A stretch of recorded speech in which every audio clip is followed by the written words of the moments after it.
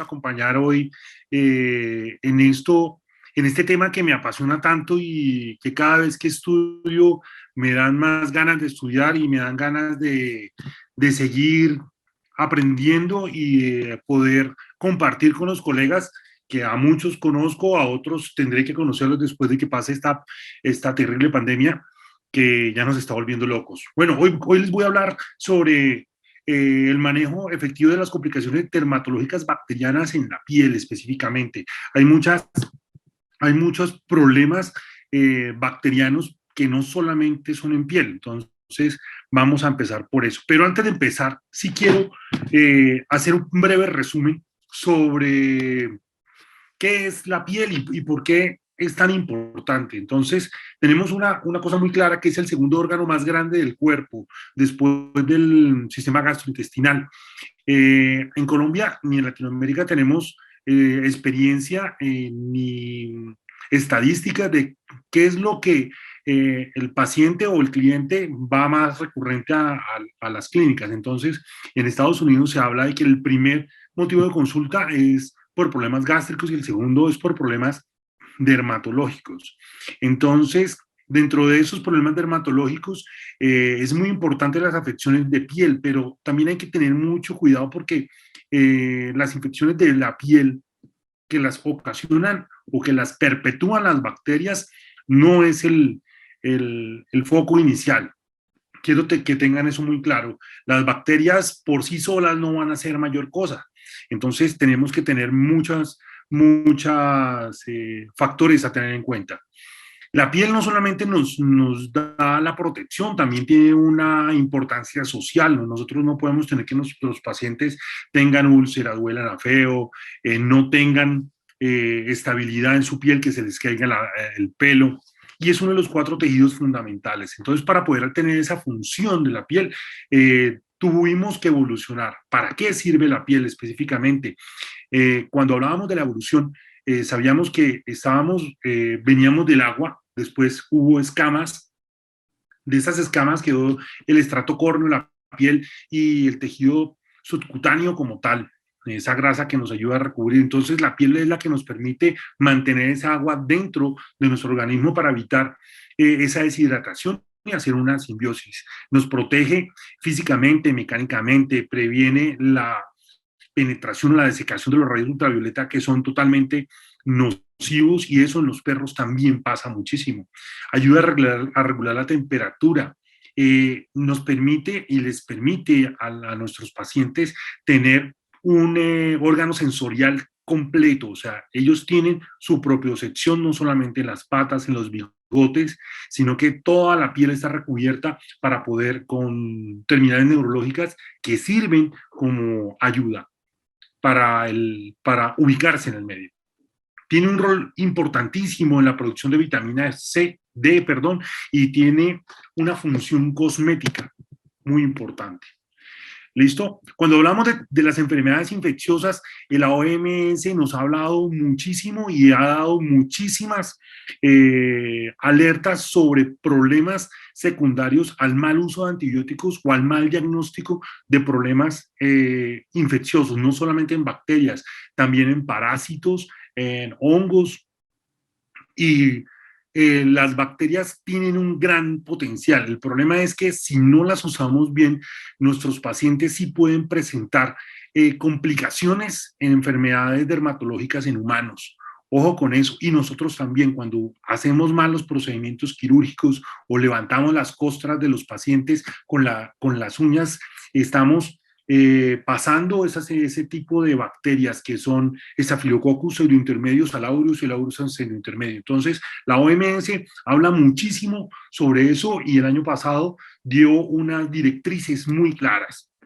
Dentro de esas directrices sacó los 10 mandamientos de la actuación con antibióticos, ¿vale? Entonces, lo primero que habla es de si es necesario usar antibióticos. Entonces, muchas veces llega un perrito o un pacientico o un gatico con unas pústulas o que nos parece que es unas costras, nos parece que está produciendo pus y le mandamos antibióticos sin saber qué tipo de problema real tiene. Lo segundo es la utilización de fármacos adecuados.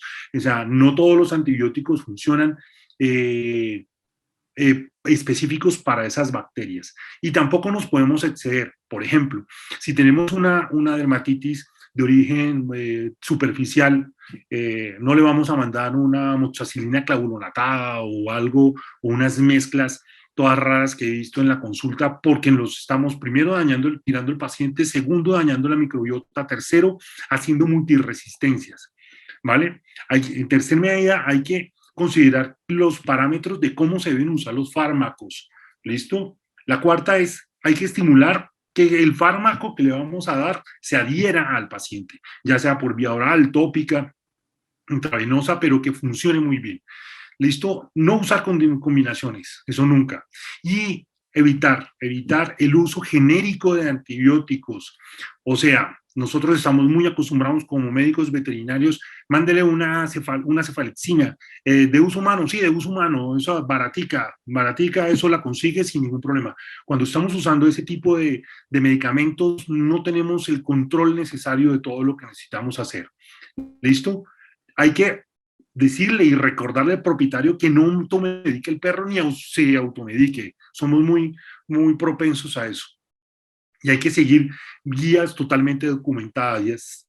Hay que hacer medicina basada en la evidencia. Entonces hay que tener muy claro con eso. Y hay que trabajar mucho con laboratorios serios, hay que trabajar con informaciones totalmente claras. Enfocándonos más en el Congreso de Dermatología Veterinaria del año pasado, salieron las guías del diagnóstico y tratamiento de enfermedades antimicrobianas. Entonces ahí también nos dicen, nos da un decálogo y hay unos protocolos para que nosotros también podamos conservar ese lineamiento de la Organización Mundial de la Salud. ¿Listo? Entonces, vamos a hablar sobre para poder hablar de problemas y de resultados y de mi experiencia, necesitamos tener esas definiciones. Sabemos muy bien que el perro y el gato tiene una cantidad de bacterias, hongos, ácaros, hasta virus que viven encima de su piel. También están compartiendo un pH, una humedad, una temperatura, muchas cosas, y a eso se le llama microbioma. El microbioma es todo un mundo donde está recopilado ese equilibrio. Cuando se pierde el equilibrio empezamos a tener problemas de disbiosis, y no solamente bacterianas, sino también fúngicas. Entonces, cuando damos un antibiótico de muy amplio espectro, sin necesidad, damos la oportunidad para que crezcan otro tipo de cosas, por ejemplo, hongos, levaduras, ácaros, cambian el pH, entonces la microbioma se tiene que cuidar, ¿listo? El otro término es la dermatitis. Aquí me llegan muchos pacientes con diagnósticos de colegas que me dicen, no, es que el perro tiene dermatitis. Sí, claro, pero ¿dermatitis de qué? No saben, solamente tienen dermatitis. Seguramente los colegas sí lo saben muy bien, saben diagnosticar una dermatitis y saben por qué la causan, pero no se dedican el tiempo a explicar muy bien que la dermatitis es la inflamación de la piel cuando pierde el microbioma, cuando hay un imbalance, cuando los polimorfonucleares llegan y se aumentan en la piel y le dan origen a unas manifestaciones. ¿Listo?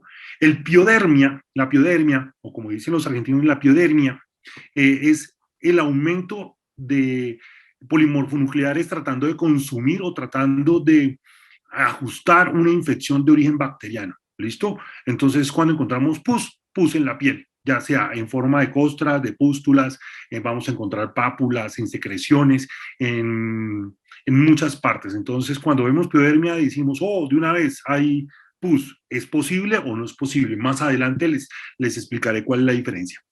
Otra cosa es que nuestros pacientes tienen la mayor contaminación o la mayor población es el Staphylococcus intermedius, pseudointermedius. Entonces hay que tener muy claro eso.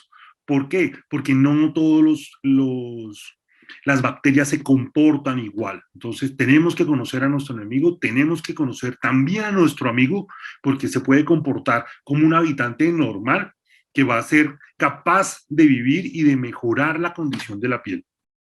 Los antimicrobianos son todos los fármacos o elementos que yo pueda o tenga que utilizar para controlar el sobrecrecimiento o una enfermedad específica. ¿Listo? Los microorganismos pueden vivir de forma aumentada patológicamente o pueden vivir transitoriamente. Entonces, es muy común que, por ejemplo, lleguen cultivos de secreciones óticas con bacterias intestinales. Pero eso, ¿por qué aparece ahí? Pues resulta que el perro le estaba rascando el oído, estaba en la oreja, caminó por el pasto, pisó algo de materia fecal, se rascó y apareció ahí. Eso es transitorio, no es mayor cosa. Y la disbiosis bacteriana es el desequilibrio entre las bacterias buenas, malas, las resistentes y no resistentes, que empiezan a tener mayor tipo de problema. ¿Listo?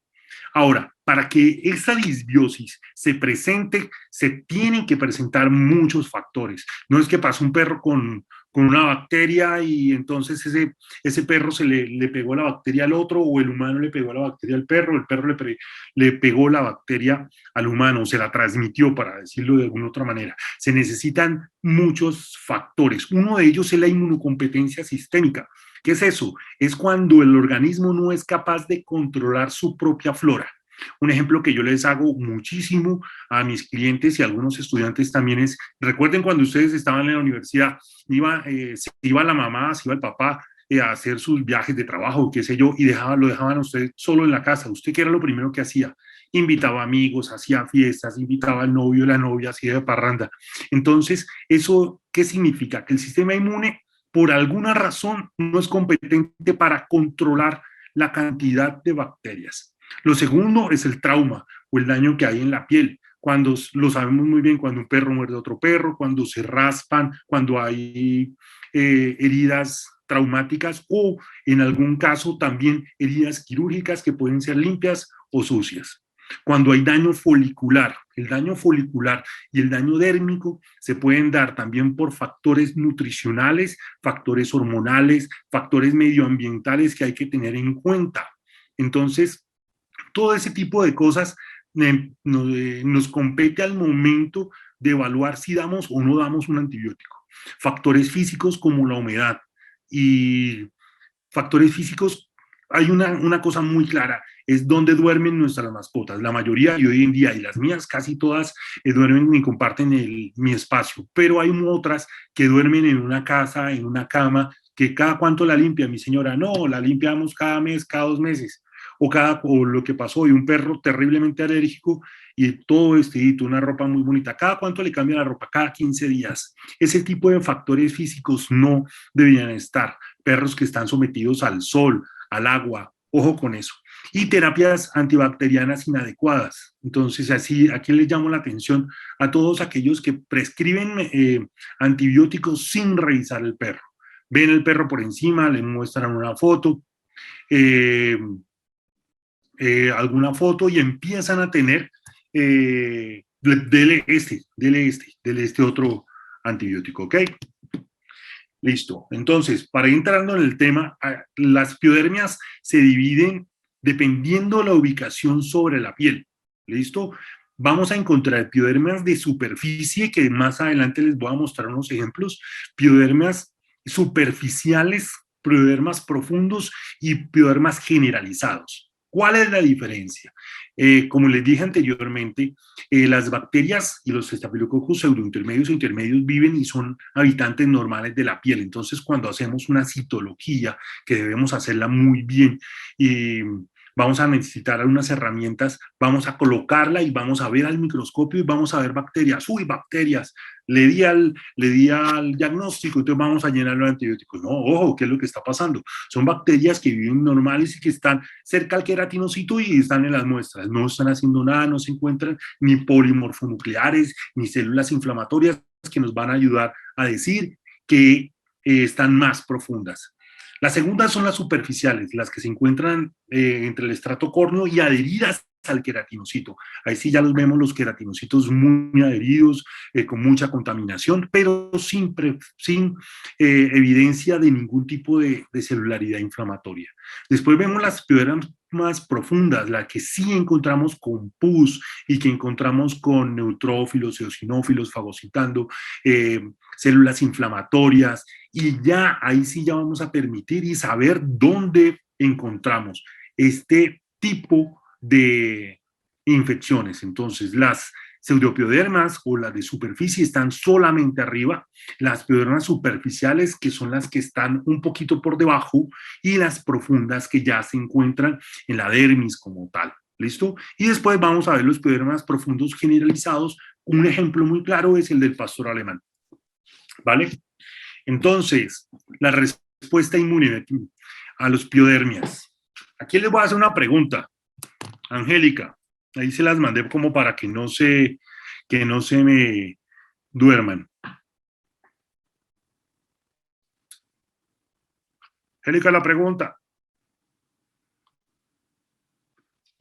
¿Tienen ustedes microscopio en su consultorio, por favor? ¿Sí o no? Le damos un tiempito para que contesten, que es fundamental. La mayor cantidad de problemas y de errores que tenemos en la consulta diaria es porque tomamos una muestra que no sabemos ni para qué es, ni cómo es, y entonces las mandamos y nos quedamos solamente con eso.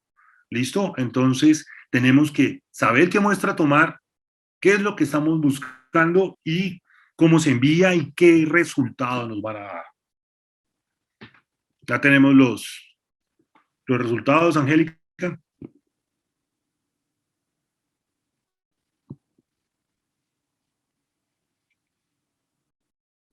¡Oh, qué bien! El 26% dijo que sí y el 74% dijo que no. Yo me acuerdo muy bien que cuando yo empecé la universidad en biología o desde el colegio, le mostraron a uno esos microscopios viejos, oscuros, de luz amarilla, que uno más o menos le daba una pereza mirar, pero con el tiempo empezó a quererlos porque pasamos por parasitología, después patología, histología, y ya vemos que es una herramienta muy necesaria.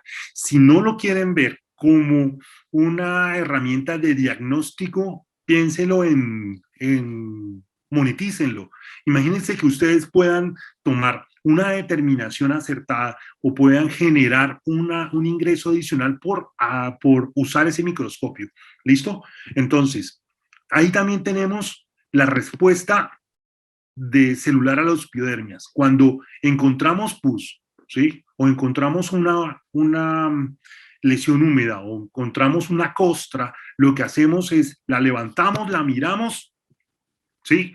Y la coloreamos y la miramos al microscopio. Entonces vamos a empezar a ver mucha información. Al principio no veía nada, eso sí, por eso me tocó hacer un posgrado en citología para medio entender qué era lo que estaba pasando. Entonces, un ejemplo muy claro de lo que vemos en la clínica diaria son los parches calientes. Estas fotos me las facilitó el doctor Renato Ordóñez, le doy muchas gracias, por ahí lo vi.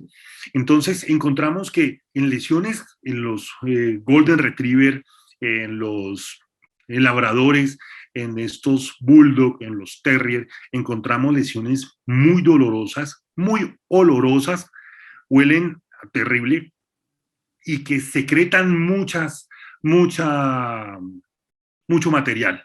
Entonces, lo que uno primero tiene que hacer antes de mandarlo a lavar o de empezar a caerle con cualquier cantidad de medicamentos que hay es tomar una muestra. Entonces, podemos usar o una cinta de acetato o una lámina portaobjetos limpia nueva y la colocamos y la podemos, si no tenemos el microscopio, la mandamos tal cual al laboratorio o la coloreamos y la miramos. Y ahí vamos a ver qué cantidad, si es necesario, a empezar a dar antibióticos o no. La mayoría de estos parches calientes, ¿sí? Son reacciones inflamatorias a agresiones y son secundarias, casi siempre a procesos alérgicos. Entonces, cuando empezamos a hacer esas citologías, de una vez vemos son polimorfonucleares, que son neutrófilos, basófilos, eosinófilos, que están muy activos, están disgregándose, entonces producen un proceso inflamatorio muy duro, muy duro.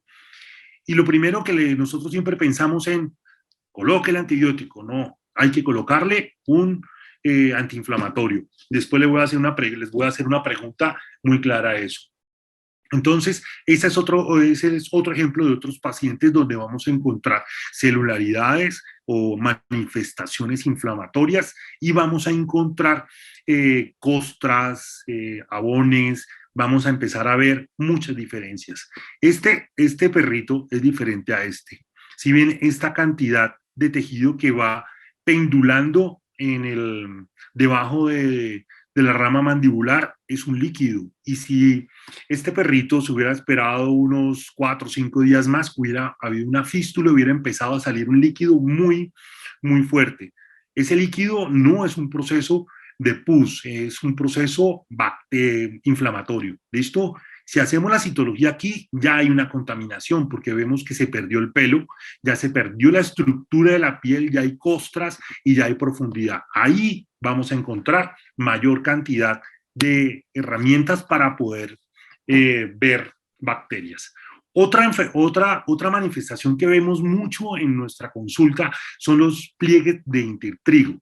¿Cuáles son los pliegues de intertrigo? Son donde la piel se puede involucionar para hacer flexibilidad y poder dar movimiento. En este tipo de perros braquicefálicos, estas contaminaciones son muy severas, son muy fuertes, pero, oh sorpresa, que uno hace la citología, hace la impronta o con cinta de acetato o con placa o si no toma un copito, ¿sí?, de algodón, toma la muestra, la pone sobre la placa y, oh sorpresa, encuentra no tanto bacterias, sino material de levaduras, hongos. Y entonces lo primero que hacemos es mandarle antibióticos sin saber. Por eso es que es muy importante hacer este tipo de procesos. En la cola también es una zona de intertrigo donde están los pliegues, también está en la zona vulvar, podemos encontrar mayor cantidad de bacterias y no de hongos. Entonces, por eso es súper importante.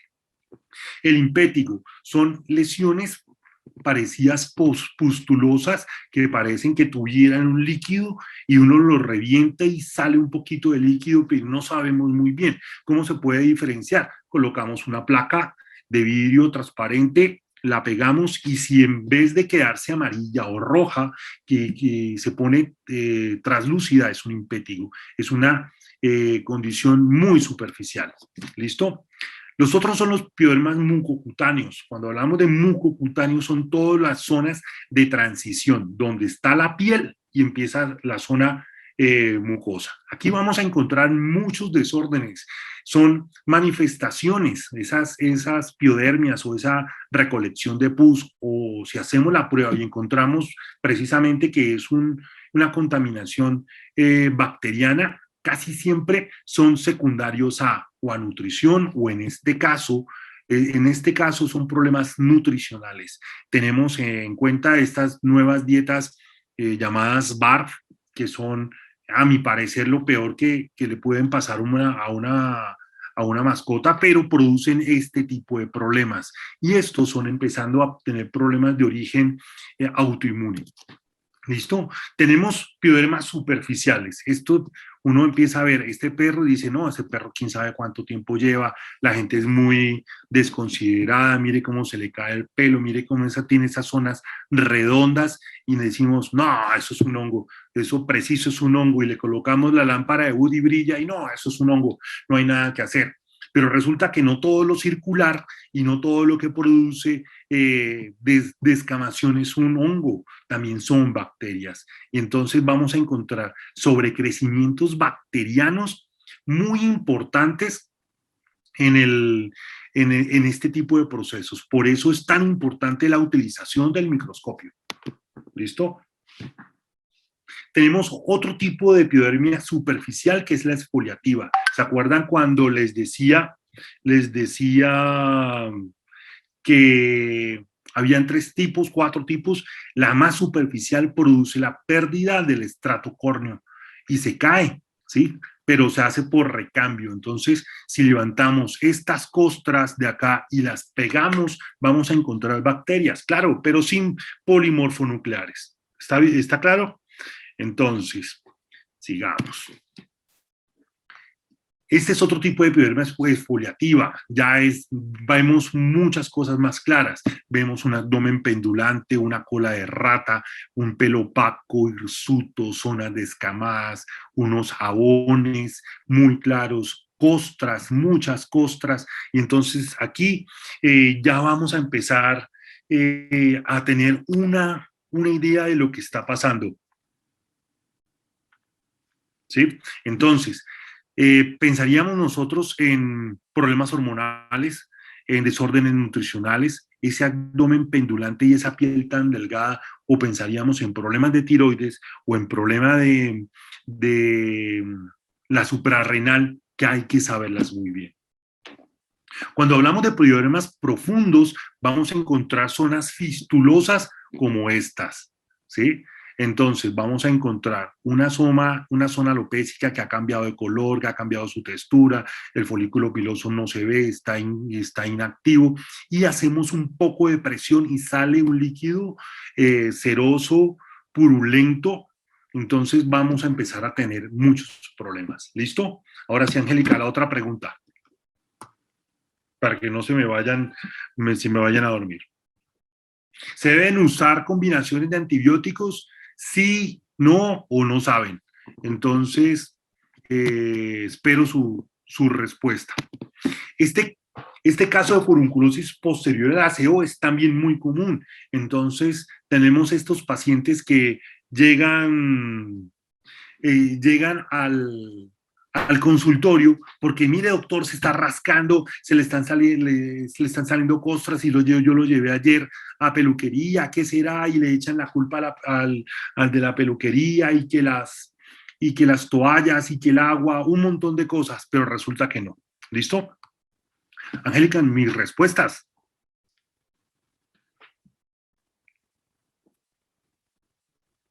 Bueno, bueno. Entonces, ¿se debe usar combinaciones de antibióticos? Sí, el 30%, no el 56% y no sabe el 14%. La mayoría está de acuerdo con que no hay que usar combinaciones de antibióticos. Eso está muy bien. ¿Por qué? Dependiendo del caso, se tienen que usar, sobre todo después de un proceso diagnóstico, después de un proceso de ensayo y error, después de que ya hayamos pasado muchas cosas, empezamos a tener la utilización de herramientas, ¿vale? Como ya lo que les dije históricamente, el propietario llegaba a un mostrador, contaba lo que él creía y le dábamos un antibiótico. Después venía a un médico, no, siguió con la rasquiña, le dimos un triconjugado que tenía un antibiótico, un antifúngico y un corticoide, y se van agravando las cosas. Entonces, la utilización de mezclas de antibióticos per se no se pueden hacer, ¿vale? No se deben hacer a menos de que tengamos todas las herramientas de juicio para poderlas hacer. ¿Listo? Entonces, en este caso, volvamos. Llegó el perro después de la peluquería y empezó a tener este tipo de procesos, se rascó, se ulceró y salieron costras y después salió pus.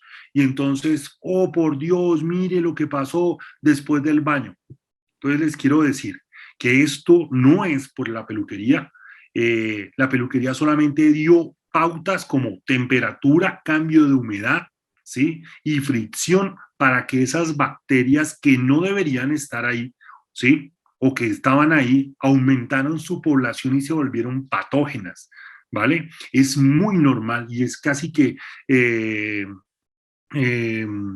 frecuente que los perros aumenten o tengan dermatitis fúngicas o bacterianas después de los baños. Entonces hay que tener mucho cuidado con eso.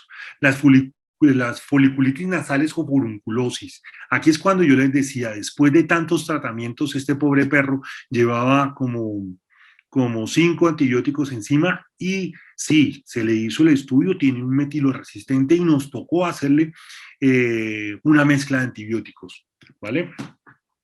Este caso que es muy bonito, esta es una foto también del doctor Renato, que es con los pastores alemanes. Yo siempre les digo a mis pacientes y a mis clientes que los perros, dependiendo de la raza, llegan con una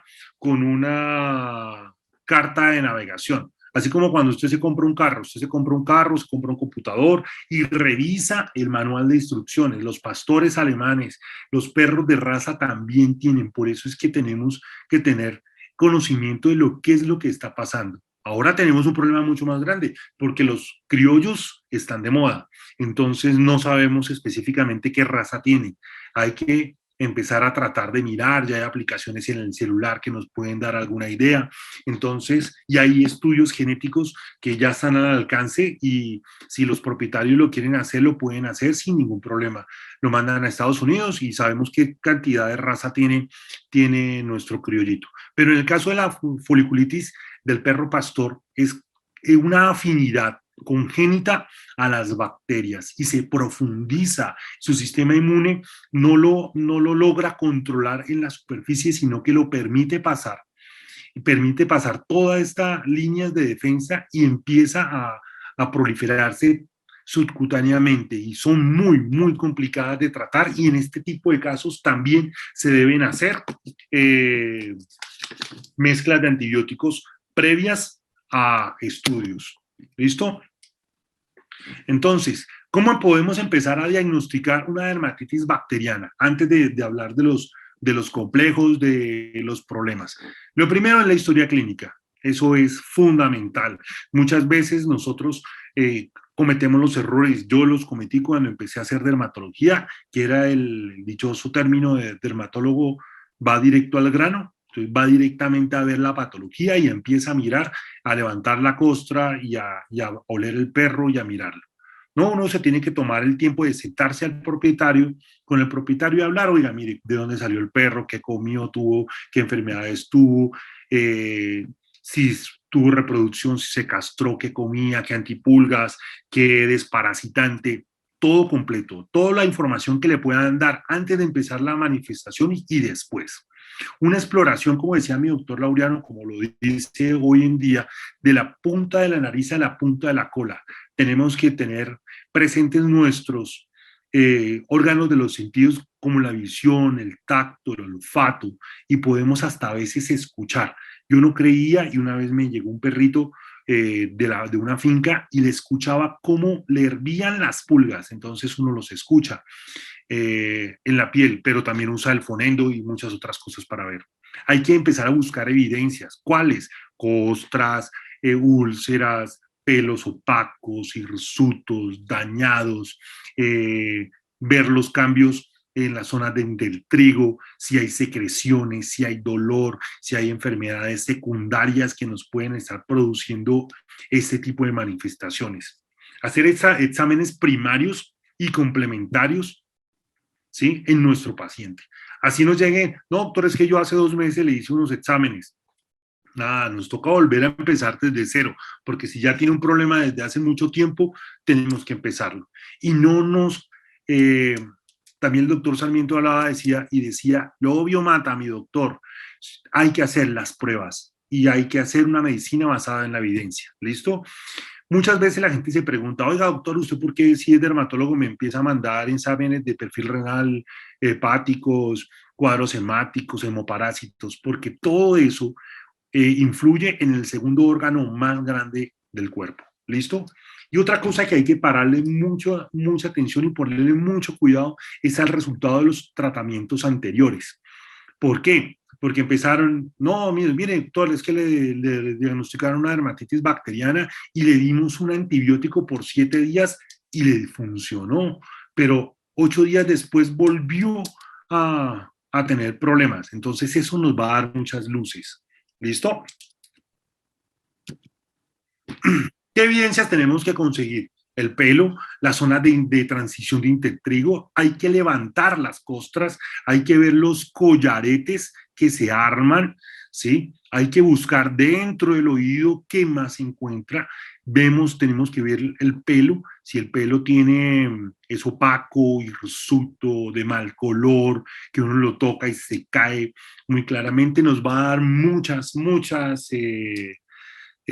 indicaciones. Mirar dónde están ubicadas las zonas alopécicas. Por ejemplo, si yo veo este perro, así como lo veo, qué puedo pensar en una zona dorsal que se rasca, se lame y que ya tiene una cronicidad muy adelantada? Yo lo primero que pienso y empiezo a buscar son pulgas, ¿sí? Y si hay una alergia a las pulgas. Si no hay pulgas, empiezo a buscar dolor, si hay dolor por el lamido, porque el prurito o la rasquiña también puede ser de origen neurogénico, entonces vamos a encontrar. Si encontramos una zona, una sola zona con esta alopecia, pues de aquí vamos a sacar las muestras, pero si se pueden ver, el pelo también está opaco, hirsuto y se levanta. Y si hay zonas de secreción, tomar las muestras ahí y poderlas hacer. ¿Listo? Los exámenes primarios, y esto sí soy muy claro, esto es un dermograma de un canino con alergia. Cuando vemos un perro así, con este tipo de manifestaciones, no, es que en los pliegues, en la oreja, en la boca, no, ese perro es alérgico, punto. ¿Es alérgico a qué? No sé. Y entonces le empezamos a dar cualquier cantidad de medicamentos y decimos, oiga, no funcionó, pero ¿por qué? Entonces les quiero hacer una aproximación. Un perro alérgico simplemente es un perro que tiene una enfermedad inflamatoria de la piel de origen congénito, algo en su raza o en su replicación no está funcionando para que se permita la entrada de esos alergenos. Después de los alergenos se produce una inflamación y después de la inflamación empieza una contaminación. Entonces, esos son los casos que me llegan también muy seguido, que el perro tiene un dermograma alérgico, pero está contaminado hasta los zapatos. Y hay que hacer tricografías, citologías, cultivos y lámpara de Wood. ¿Listo? Encontramos que la lámpara de Wood está muy de moda y que ha funcionado, ¿sí? Y funciona en algunos casos, pero si ya sabemos, si hacemos una citología y encontramos bacterias y le colocamos la lámpara de Wood y brilla, ¿qué vamos a pensar? Que está bien hecho la citología, claro, porque es que lo que brilla es un tipo de proteína que están en las costras, ¿listo? Entonces puede también brillar en presencia de dermatitis bacterianas. Entonces tenemos que hacer raspados, tricografías y empezar a hacer muchas cosas. Exámenes complementarios, tenemos que siempre, de lo posible, y si es económicamente factible para el propietario, hacer cuadros hemáticos, químicas sanguíneas, coproparasitarios. Ojo con eso. Si le damos un alimento super premium a nuestro paciente, le damos supervitaminas y está lleno de parásitos, pues no vamos a hacer mayor cosa, ¿cierto? Entonces, esos exámenes son supremamente necesarios. Y ver los resultados anteriormente descritos. El ejemplo que les daba, les dimos antibiótico al antibiótico a nuestro pacientico y funcionó por 7 días. Entonces, ojo con eso, los antibióticos tienen una cantidad de días, una dosis necesaria, una frecuencia específica, porque si no funcionan, no es por culpa del antibiótico, es por culpa de la persona que lo receta y ahí es donde empezamos a tener problemas. Este paciente que le funcionaron en los 7 días es porque sí tenía una dermatitis bacteriana profunda, pero el antibiótico se tiene que dar mínimo por 21 días y retirarlo después de que hayan desaparecido las manifestaciones. Entonces, cuando le vamos a decir a nuestro propietario, al propietario, que le vamos a dar un antibiótico por 21 días o posiblemente 30 días, lo primero que va a hacer, no, se me va a matar el perro, o le va a dar gastritis, o le va a dar no sé qué. Por eso es necesario usar medicamentos conocidos que tengan recubrimiento para perros, no para humanos. Ojo, ¿listo? Angélica, la otra pregunta, antes de empezar. Listo, ya está ahí, por favor, voten. Gracias. Entonces, ¿todas las enfermedades costrosas deben tratarse con antibiótico? Contesten, por favor. Entonces, aquí tenemos otro tipo de manifestaciones. Nos llegan a nuestro consultorio estos perros que están con alopecias areatas por muchas partes del cuerpo, con forma circular, oscuras y este man es como un hongo y todo lo que es un hongo ahí tenemos. Tenemos que hacer una impronta. Este tipo de pacientes en zonas de transición que están contaminados, la contaminación es secundaria. Aquí pudo haber o una alergia o un trauma o un... Cerramos votación, perdón. Sí. ¿Todas las enfermedades costrosas deben tratarse con antibiótico? No, perfecto, el 79% estamos bien, me alegra mucho este auditorio, están muy bien dateados y saben qué es lo que tienen que hacer. Entonces, las enfermedades costrosas simplemente son una respuesta de la piel a algo que les está haciendo una injuria. Entonces, ¿cuándo vamos a ver enfermedades costrosas? Cuando hay problemas nutricionales, problemas de ácidos grasos, cuando hay contaminaciones o cuando hay traumas. Entonces, las costras no significan siempre que hay problemas de contaminaciones, ¿ok? Entonces, el auditorio está muy bien. Se deben tomar las muestras. A mí me fascina la cinta de acetato. Una cinta de acetato bien procesada y bien tomada nos va a dar muchísima información. Lastimosamente, nosotros no hemos encontrado la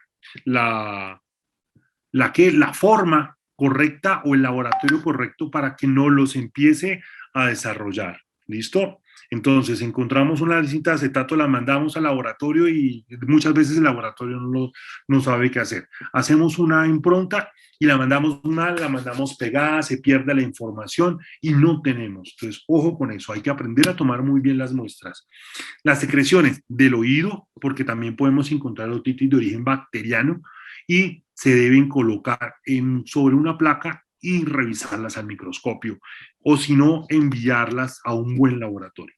¿Yo qué uso? Y es una coloración muy rápida, muy simple, es una coloración tipo Romanowski, que se caracterizan por ser rápidas, no son muy complejas. Entonces, yo utilizo Deep Quick, que son tres tipos de colorantes. Entonces, tenemos un fijador que es un alcohol, tenemos la coloración 1, que nos va a pintar de rojo y la otra de morado. Y después de estar secada, la vemos al microscopio y vamos a encontrar una cantidad de información que no se imaginan. Vamos a poderlos hacer. ¿Y al microscopio qué vamos a ver? Entonces, ¿se acuerdan al principio de las dermatitis superficiales y de superficie? Si solamente encontramos cocos aislados en la muestra, son de superficie y son habitantes normales, ¿sí? Si vamos a ver que el queratinocito está adherido y está pegado sin este tipo de polimorfonucleares, solamente encontramos esto, sí es una contaminación, una dermatitis superficial, ¿vale?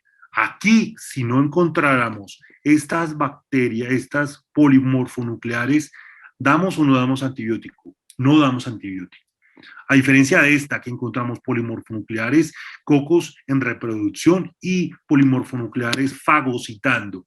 Esta es una muestra muy clara y encontramos que este neutrófilo está ayudando a la contaminación. Y aquí hay una contaminación muy, muy intensa. ¿Listo? Entonces, espero que haya quedado claro cuándo sí y cuándo no usar antibióticos. No usar antibióticos si encontramos en el reporte de la citología, encontramos contaminación bacteriana. Listo, eso es normal. Que es contaminación con polimorfonucleares o neutrófilos activos fagocitando. Ahí sí lo hacemos, que son estos, pero antes no. Ya empezamos a ver muchas diferencias. ¿Y qué vamos a empezar a hacer? Por ahí hay otra pregunta, Angélica. Antibiótico terapia, cuando ya sabemos que los neutrófilos, ¿qué significa? Que esos polimorfonucleares han pasado la barrera y han estado abajo en una epidermis y empiezan a salir hacia arriba a producir pus. Es que el sistema inmune general, los linfocitos están degenerando para activarse y producir unas defensas adecuadas. Ahí usamos antibiótico terapia.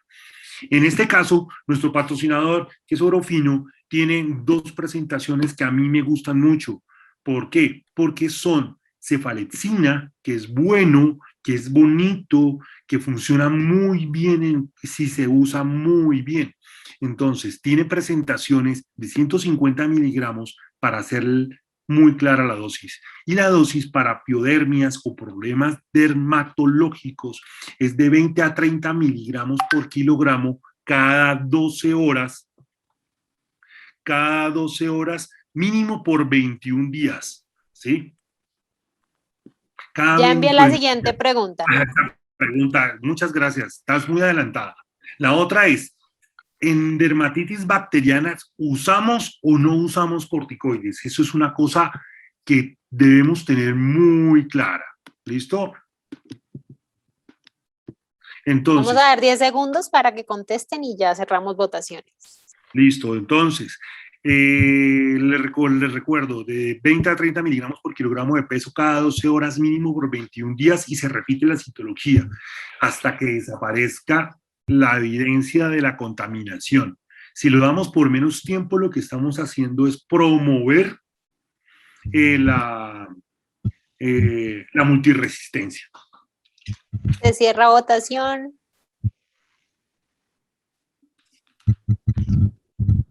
¡Qué bien! Bueno, aquí hay una controversia, que en las dermatitis bacterianas se usan o no se usan corticoides. El 57% dijo que sí, y el 41% dijo que no, y no sabe, no responde, el 2%.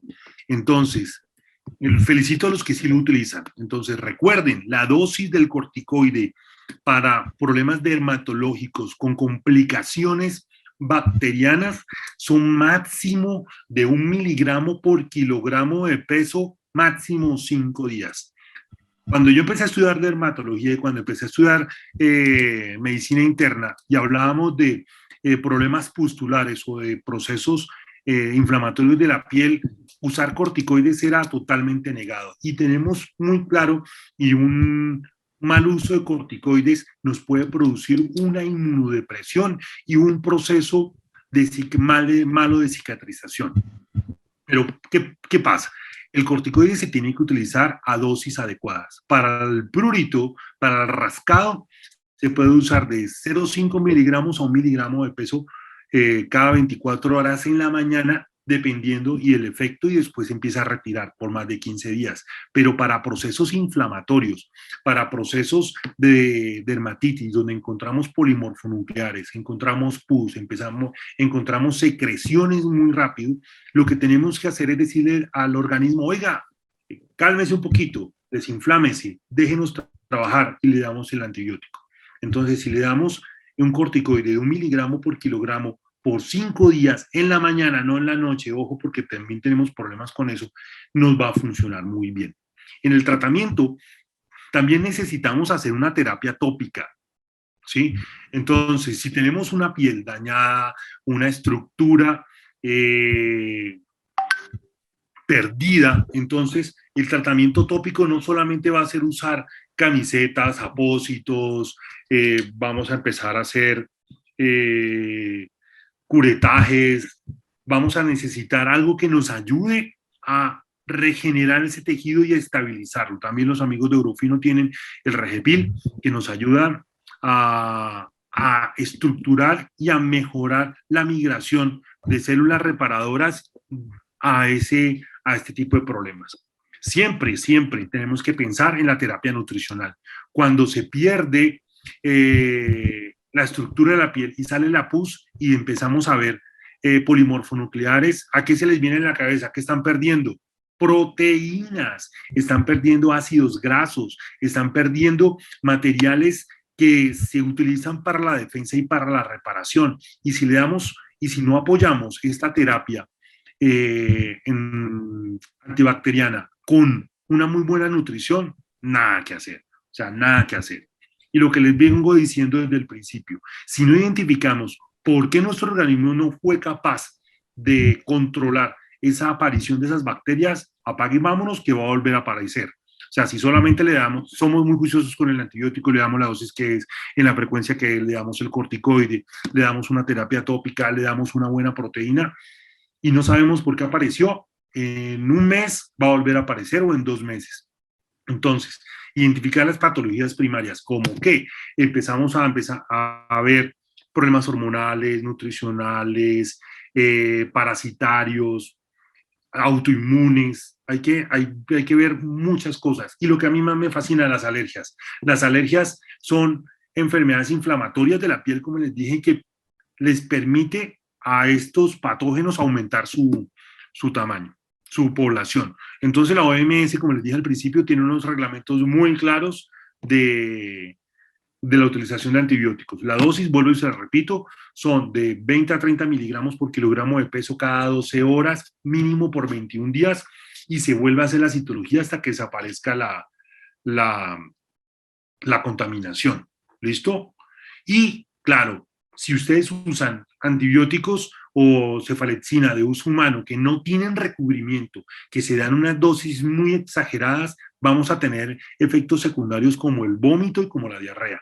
Una de las cosas que pasa cuando le empezamos a dar antibiótico de uso humano es que nuestro pH no es tan ácido como el de los perros y cuando le damos antibióticos que no tienen recubrimiento, bajamos más el pH y empiezan a producir vómitos. Ojo con eso, es muy claro.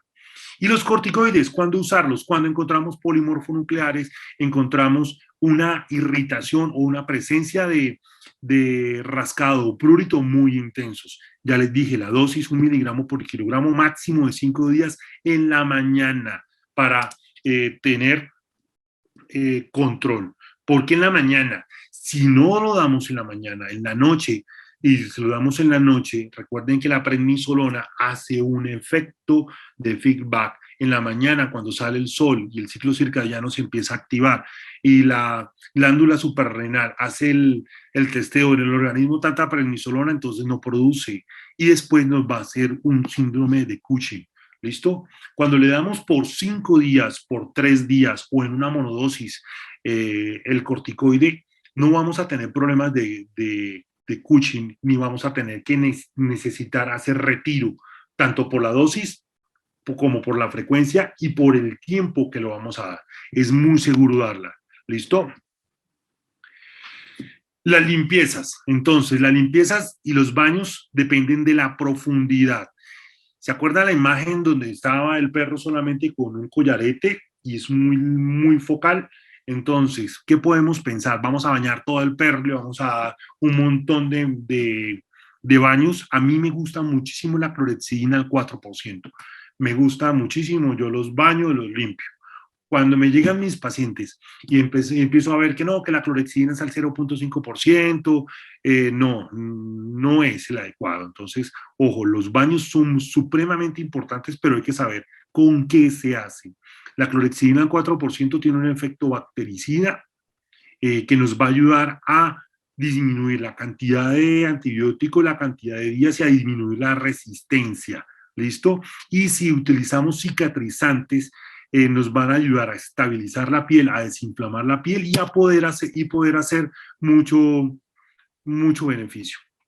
Tenemos también que el soporte nutricional, ya les dije, hay pérdida de energía, hay que dar calorías, ¿sí? Hay que dar proteínas, omegas y la vitamina.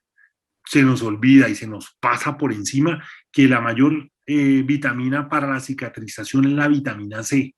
¿Se acuerdan de la enfermedad de los escorbuto? Eso es algo muy histórico. Ya no se ve porque los marineros ya no se la pasan meses en alta mar. Entonces la vitamina C lo que hace es que los enlaces de la piel, de los desmosomas y los semidesmosomas se vuelva mucho más estable y entonces eso nos va a ayudar a cicatrizar la piel. Los probióticos nos van a ayudar a mejorar la flora y las floras y a la absorción de estos nutrientes para que se den mayormente en la piel. Ya vamos acabando. Entonces, la identificación de las patologías primarias. Aquí tengo una demostración de lo que yo hago, que son prick test y identificación de alergenos ambientales y nutricionales. Entonces, hay que revisar si no hubo traumas, si no tiene alergias, desparasitarlo muy bien, problemas hormonales y problemas autoinmunes. ¿Listo? La última pregunta, antes de que se me duerma.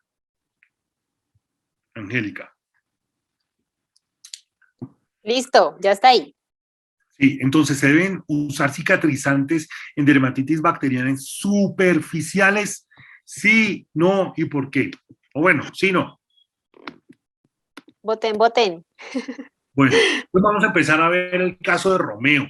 Romeo es un perrito que era muy, muy bien nutrido, tenía muy buen, o tiene muy buenos propietarios y empezó a tener este tipo de problemas, zonas alopécicas, costras, fistulaciones, empezó a decaer y los propietarios empezaron a darle por unos días el antibiótico, funcionó, después no funcionó, lo mezclaron con oclacitinib, lo mezclaron con corticoides, le colocaban cremas, cuánto baño aparecía.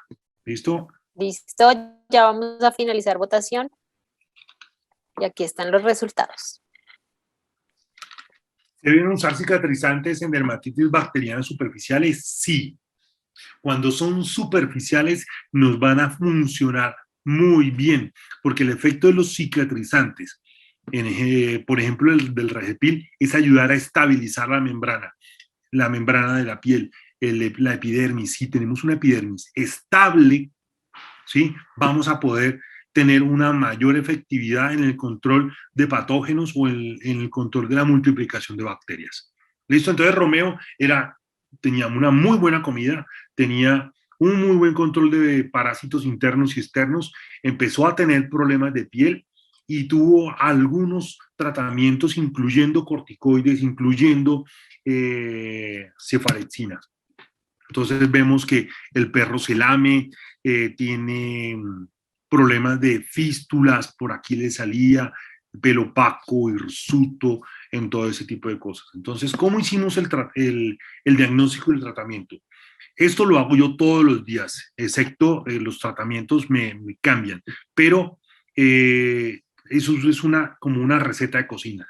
Me siento con el propietario, le escucho el cuento, le hago la historia, lo reviso muy bien, tomo las pruebas, solicito pruebas de químicas sanguíneas y las espero a ver qué sale. Entonces, en la citología de este muchacho encontré muchos polimorfonucleares, algunos fagocitando por la evidencia de las manifestaciones. Yo creí que iba a haber muchísimos más, pero había uno que otro. Entonces, ¿qué pensé yo? Este muchacho ya tuvo un antibiótico. Pregunté, ¿cuántos días? No, 5 días. Bueno, ahí sabemos que estuvo mal hecho. ¿Le dieron corticoides? Sí, claro. ¿Cuánto le dieron? No, le dieron 30 miligramos al día por 10 días. Ya se empezó a tener problemas de síndrome de Cushing. Gracias a Dios, no. Pero sí, le empecé a darle un antibiótico, le dimos por 30 días, porque hasta por los 30 días empezó a tener cambios en su piel y en la citología nos dio diferente, por eso lo pudimos hacer. Al principio le di una monodosis de glucocorticoide. Cuando hablo de monodosis, yo puedo usar o prednisolona o lo coloco dexametasona inyectada por 4 o 5 días. Si la inyecto son una cada semana, máximo por 3 semanas y punto. Le diagnostiqué una dermatitis de origen alérgico y secundaria una dermatitis bacteriana profunda. Entonces, empecé, le dimos los glucocorticoides concomitante con el oclacitinib y cuando vi que funcionaba el oclacitinib, le di el loquibemab y empezamos a hacer el tratamiento. Este es el perro Romeo después de mes y medio de tratamiento, donde vemos que las zonas del puente, las orejas, las patas, donde tenía las fístulas, empezó a cambiar y la cara de mi paciente ya empezó a cambiar. Mire, ahí era un perro triste, con asco por la vida, que se rascaba porque salía el sol o porque empezaba a caer. Pero como ya tenía tanto daño profundo, encontramos que en el puente nasal, en las patas, en la cola, ya no le va a salir pelo, ya tiene una zona eritematosa. Le hicimos el prick test y salió alérgico a los ácaros del ambiente. Por su edad, por su edad, no le podíamos hacer inmunoterapia, pero él sigue con su tratamiento de mantenimiento de oclacitinib, viene cada mes, le hago una citología y ya no encuentro polimorfonucleares fagocitando ningún tipo de contaminación. El segundo caso es Aurora. Aurora es una perrita que, como todos sabemos, todos los médicos veterinarios tenemos un corazón de León más grande que el de Uribe, ayudamos a la gente que recoge perros. Entonces yo te ayudo a una fundación que recoge esos niños, estaba en un basurero. Entonces encontramos esta perra y encontramos, mire, esta paquidermia, esta cambio de coloración, hipotricosis, no tenía más pulgas porque no le cabía mucho más. ¿Listo? Desnutrida hasta los zapatos, eh, no estaba operada, estaba saliendo del celo. Entonces, cuando vemos un perro así, empezamos a pensar, uy, esta perra puede tener problemas hormonales, mire que la piel la cambió el color, paquidérmica, podemos pensar en estas zonas alopécicas, no, malo, malo, esto es una malacesia. Y uno se acercaba, no, eso huele como a hongo. Entonces, hasta que no hicimos todo el mismo proceso. La historia clínica, ¿de dónde salió? De un basurero. ¿Cuándo? Ayer la recogimos, o sea, no tenemos mayor historia, nos tenemos que basar en lo que vemos, olemos y vemos en el microscopio. Hicimos tricografía, raspado, citología, y adivine qué no encontré, ácaros. No encontré ácaros, encontré fue una mano de pulgas, huevos de pulgas, popó de pulgas y muchas bacterias, pero muchísimas bacterias. Hicimos una hematología, una química sanguínea y encontramos que tenía también Ehrlichia. Y no se sorprendan, hay muchos, muchos casos de dermatología que vienen y que son secundarios y que tienen enfermedades de hemoparásitos, así no hayan salido de Bogotá. ¿Listo? Con ella no le hicimos el prick test, pero hace como 2 meses, todavía no la tenemos muy clara porque está saliendo de su proceso de Ehrlichia. Entonces la Ehrlichia se trata con doxiciclina, pero la doxiciclina no es tan efectiva en esas dosis para procesos de piel, se tendría que dar mucho más alta. Entonces yo hice una mezcla de doxiciclina y una combinación con cefalexina. La usamos a la mitad de la dosis de la cefalexina y completa la dosis para hemoparásitos. ¿Listo? Le cambiamos la comida, la desparasitamos, le quitamos las pulgas, la bañamos, le hicimos una terapia tópica y le colocamos glucocorticoides en monodosis para que se desinflamara. ¿Listo? Hubo necesidad de darle oclacitinib, pero se le retiró al mes, o sea, cuando la vimos acá. Entonces ya vemos que la piel sigue estando muy oscura, ¿sí? Pero miren el abdomen, completamente diferente, ya cambió la piel, ya está mucho más tersa, está mucho más rosada, no hay tanta degeneración, la mirada le cambió, es una perrita mucho más tranquila, eso hay que tener mucho cuidado. Y esta es Aurora, miren, ¿se acuerdan que tenía una zona alopécica aquí arriba, el abdomen totalmente negro? Ya no lo tiene, todavía tiene unos poquitos zonas alopécicas, pero eso fue después de 2 meses. Con ella estuvimos con antibiótico para la piel casi 35 días. Entonces, no les dé miedo usar el antibiótico si lo usan a las dosis en la frecuencia y un buen antibiótico lo pueden usar por mucho tiempo. ¿Listo? Entonces, este es la última foto de Aurora. La piel ya mucho más delgada, quedó con su coloración oscura, pero el pelo le cambió. Mire, todo esto le mejoró. Este tercer caso me lo mandaron de Canicán y es un perro que se llama Sancho. Si ustedes lo ven ahí, lo primero que piensan es que a este man se le cayó la olla de las papas fritas encima, o que tiene un problema hormonal, o que tiene un problema inmunomediado. ¿Listo? Entonces, aquí olía a Doritos extra queso, olía pero terrible. Uno le tomaba el pelo y se le caía. Entonces, ¿qué empezamos a hacer? Empezamos a hacer citologías y a revisar y a revisar y a revisar. Y encontramos que en todas las lesiones levantábamos estas costras y encontramos bacterias, bacterias, bacterias. ¿Listo? Y lo empezamos a hacer. ¿Y qué pasó? Empezamos a hacer el mismo proceso donde salió, no, es que el perrito se rascaba y le empezamos a dar corticoides y empezamos a darle, lo mandamos a una veterinaria, en la veterinaria lo bañaban, le colocaban una inyección cada mes, pero el veterinario se cambió y entonces no lo encontramos y nadie le ha colocado y empezó a tener este problema. Este perrito tiene un síndrome de Cushing, pero brutal, ¿listo? Que está contaminado con problemas de ácaros y tenía bacterias con polimorfonucleares, muchísimos, muchísimos. Entonces, acuérdense que el oclacitinib también para procesos autoinmunes también puede funcionar, intentamos, pero no. Nos tocó darle tacrolimus para poderlo funcionar, y este es el muchacho hoy en día. Nos duramos 2 meses sin hacer este tratamiento, quedó con su cola pelada, pero las manifestaciones de la piel cambiaron, el pelo salió, las contaminaciones secundarias, tanto de ácaros como de bacterias, desaparecieron. Entonces, nos fue muy bien. Si hacemos un trabajo claro, sabemos a dónde va y hacemos un buen diagnóstico, tenemos este resultado. ¿Listo? Ese es mi consultorio. Yo los atiendo, entonces mire cómo cambió la piel. ¿Listo? Es un paciente que, claro, tiene que seguir tomando tacrolimus por la edad y por el costo de la cirugía, y por ser braquicefálico no le va a tener extirpación de las suprarrenales, entonces ellos continúan con la suplementación. ¿Listo? Pero no todos son buenas noticias, no todos son casos exitosos, no todo sale muy bien.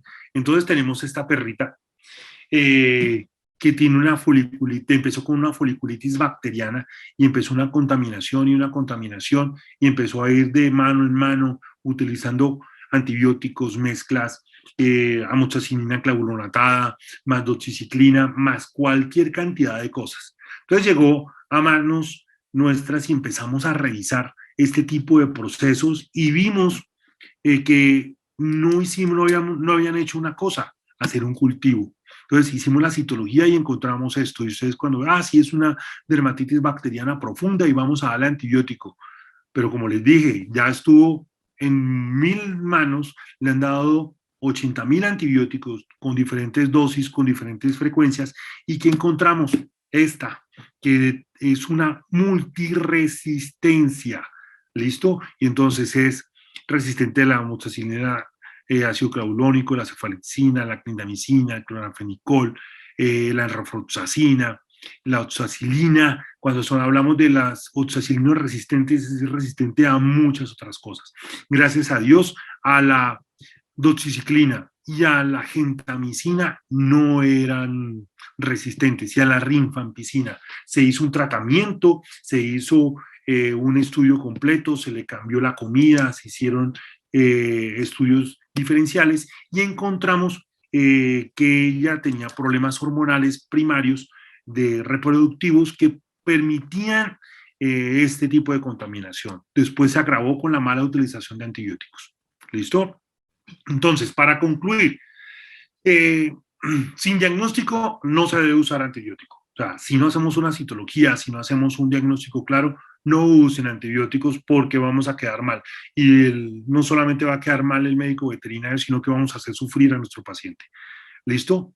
No hay antibióticos por tiempos cortos. Olvídense de que pensando en el riñón de nuestro paciente, pensando en la gastroenteritis de nuestro paciente, solamente le voy a dar por 10 días antibiótico. No se debe hacer así. Para la piel se deben hacer mínimo por 21 días, de 20 a 30 miligramos por kilogramo de peso cada 12 horas. ¿Ok? Las dosis tienen que ser precisas. Cuando hablamos de 20 a 30 miligramos a razón del médico veterinario, entonces empezamos a pensar, como vimos en la citología, qué está comiendo, si hay enfermedades graves secundarias, si vamos a acompañarla de una terapia tópica, de cicatrizantes o de uso de corticoides. Entonces, todo ese tipo de cosas nos van a ayudar a definir si usamos 20 o usamos 30 miligramos o 25 miligramos por kilogramo de cefalexina. Y como les dije, los cicatrizantes son súper importantes para disminuir la dosis. Y la terapia multimodal, nos ayudan a disminuir las resistencias. Entonces, también podemos ver que si en el cultivo bacteriano encontramos una resistencia a la cefalexina, ¿sí? Pero si le podemos aumentar un poco la dosis, mejoramos la nutrición, lo hacemos con baños, utilizamos diluciones de ácido hipocloroso en las superficies, nos van a ayudar a disminuir la utilización de estos medicamentos. ¿Listo? Entonces espero que no me haya alargado mucho, qué pena, fue 1 hora y 15 minutos, 20 minutos. Espero sus preguntas. Muchas gracias, Eurofino. Muchas gracias, Angélica, a las doctoras.